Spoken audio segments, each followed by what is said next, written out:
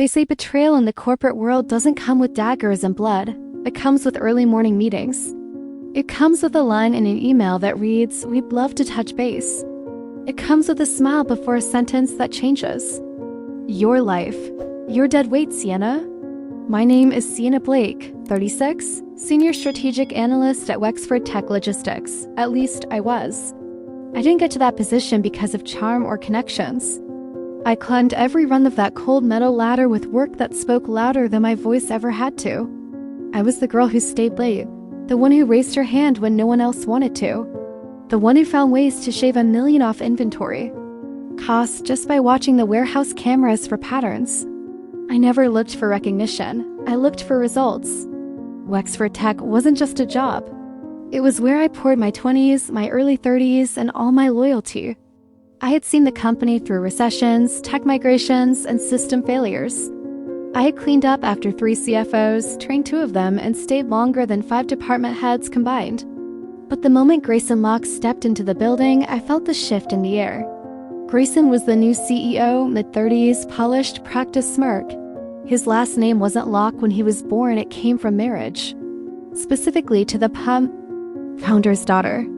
He walked into the role with 0 experience in logistics, but an expensive degree and an aura of invincibility. From the beginning, he dismissed data and praised gut instinct. He prioritized aesthetics over systems. He replaced solid managers with ex-frat brothers who called me ma'am in meetings. He once asked if I could make the Excel dashboards. Prettier, ignoring the fact that those dashboards were running predictive analysis 3 quarters in advance. I bit my tongue. I kept working. When the data migration failed, it was my backup protocols that saved 3 million records. When?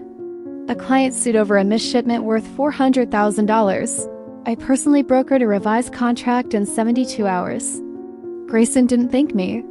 He gave the credit to an intern with nice teeth. I didn't flinch. I just worked harder.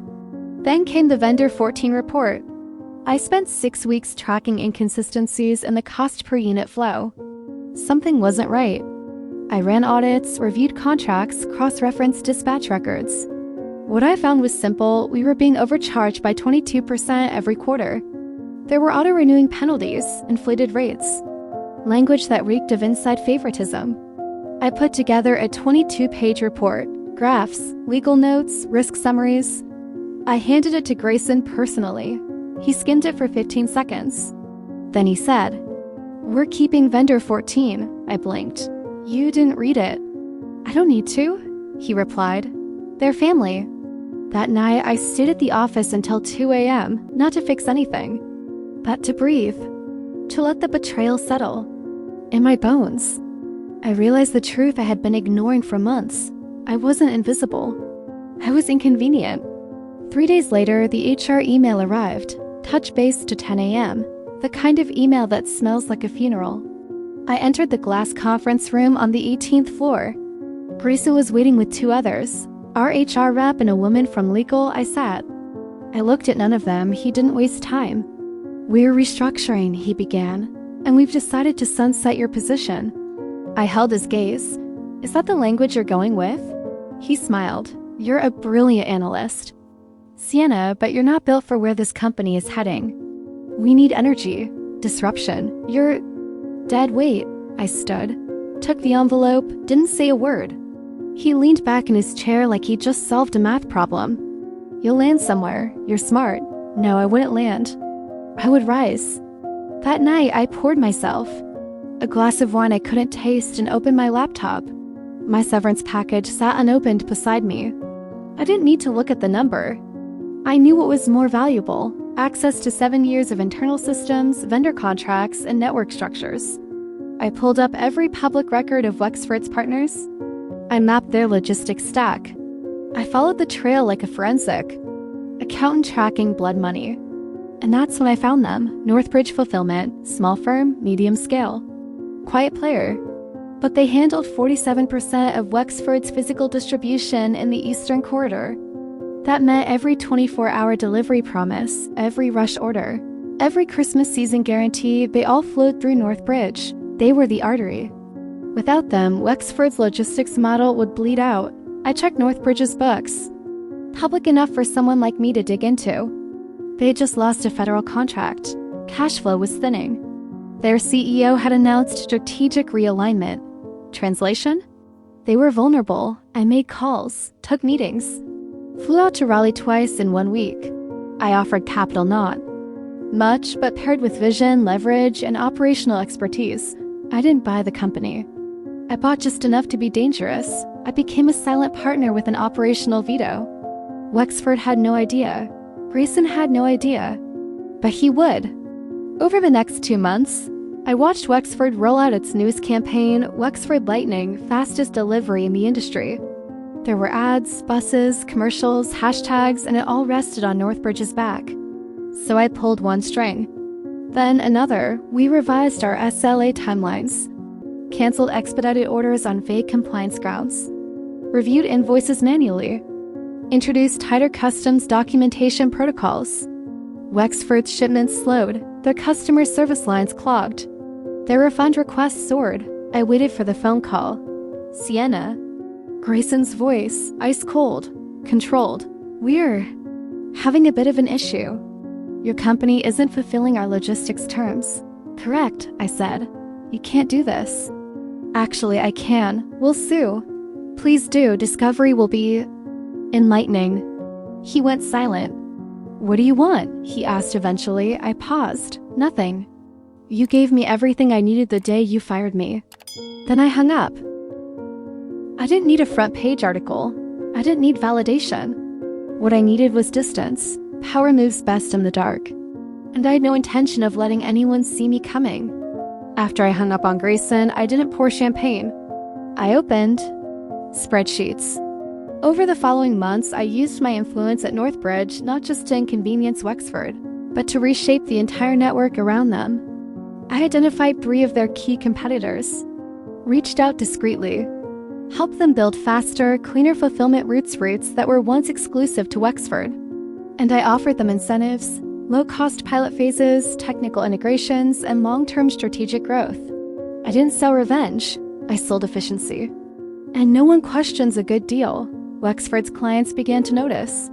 Quietly, without press releases or sudden changes, they began shifting volume elsewhere. Grayson's board demanded answers. And an answer? Every answer he gave sounded like an excuse. The more he talked, the more he unraveled. I remained silent. At Northbridge, I helped implement one of the most agile fulfillment algorithms in the sector. We trimmed delivery averages by 16%, added smart routing protocols for drones and hybrid vehicles, and digitized warehouse coordination in 5 cities. In less than a quarter, we became faster than Amazon's mid-tier shipping lanes in 2 key states. And Wexford? They remained stuck in the illusion that branding alone could save them. The final blow wasn't something I planned. It came when Northbridge acquired a robotics startup I had quietly invested in months earlier. The robotics firm had a patent one that allowed us to automate 40% of inbound freight sorting. Wexford had tried to buy that same firm, but they were too late. We got it first. And the day that deal closed, Grayson sent me an email. We need to talk. I think we can collaborate again. I didn't respond. Instead, I forwarded the email to his logistics manager with the subject line, "Please find attached your new vendor compliance terms." Attached was a contract 10 pages longer than the last, with stricter clauses and fewer loopholes. And this time, the rates were higher. 2 days later, Wexford signed it. 3 days later, their CFO resigned. 4 weeks later, Grayson Locke was removed by unanimous board vote. He left quietly, no press, no post, just silence. But my story wasn't about bringing him down. It was about lifting something else up. With the profits from my rising ventures, I created Ascend Analytics, a consulting firm specializing in silent leverage. We didn't advertise. We operated through referrals behind closed doors. If a client was being bled dry by hidden costs, we bled their predators faster.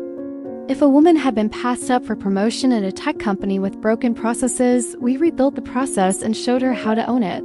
We didn't burn bridges. We built newer, stronger ones and walked away before the old guard could cross. Then, through Ascend, I began mentoring young Black women in STEM. I funded scholarships. I opened internship pipelines that bypassed the corporate gatekeepers. And one day I received a letter, handwritten, crisp, "Dear Miss Blake, I was fired last year for pushing too hard for a project I believed in. They said I was too intense. I found your story through someone you mentored. I'm writing to say I've started my own platform. I didn't think I could until I saw what you built. Thank you." I read it 3 times, then I wept. Not because I'd won, but because someone else now believed they could. At the National Logistics Innovation Summit the following year, I was honored with the Disruptor of the Decade award. I wore a dark emerald suit, hair pinned back. No jewelry, simple, powerful. As I stood at the podium staring out into a room of CEOs, founders, venture capitalists, and officials, I searched. The crowd not for applause, but for the younger version of me. The version who stood in that glass-walled office, being told she had no future. I cleared my throat, and I spoke. A man once told me I was dead weight, that I wasn't fast enough, dynamic enough, worth enough. So I left, quietly, and I built something heavier than his empire could carry. I didn't crush him, I outgrew him. The room was silent. Let them underestimate you, let them push you out. But don't ever let them define what you rise into.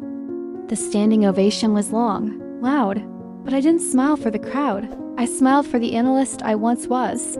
Because I was never dead weight, I was an anchor heavy with potential. And once unchained, I became the vessel.